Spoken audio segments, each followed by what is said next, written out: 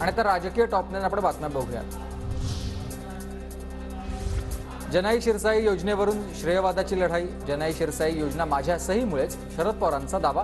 तर फाईलवर कुणाची सही ते दाखवतो, अजित पवारांचं उत्तर। माझे वडील कुणाला सल्ला तर देत नाहीत, अदृश्य शक्तीकडून माझ्या वडिलांची बदनामी सुरू, सुप्रिया सुळेंचं वक्तव्य। देवेंद्र फडणवीसांकडून अयोध्या कार सेवेला गेल्याचा फोटो, स्वतःचा फोटो ट्विट। नागपूरहून अयोध्येत जात असतानाचा स्वतःचा फोटो ट्विट। पुरावा द्या म्हणणाऱ्या विरोधकांना देवेंद्र फडणवीसांचं उत्तर। तुमच्याकडे फक्त नागपूर स्टेशनवरील फोटो, मात्र आमच्याकडे प्रत्यक्ष बाबरी पाडतानाचे फोटो। फडणवीसांच्या ट्विट नंतर संजय राऊतांचा निशाणा। तर मूर्ख लोकांना मी उत्तर देत नाही, संजय राऊतांच्या टीकेनंतर उपमुख्यमंत्री देवेंद्र फडणवीसांचा पलटवार।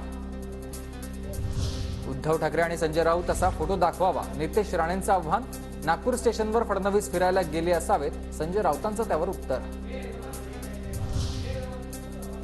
भाजपकडून राजकारण, राम मंदिर सोहळ्याला राष्ट्रपतींना बोलावलं नाही, आम्ही राजकारण न करता आनंदोत्सव साजरा करणार, संजय राऊतांची टीका।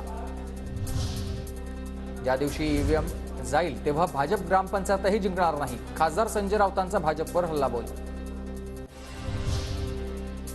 ठाकरेगडाच्या रवींद्र वायकरांना ईडीचा समन्स, कथित जोगेश्वरी भूखंड प्रकरणात मंगळवारी वायकरांची चौकशी। रोहित पवारांना बुधवारी तर किशोरी पेडणेकरांनाही गुरुवारी चौकशीला बोलावलं।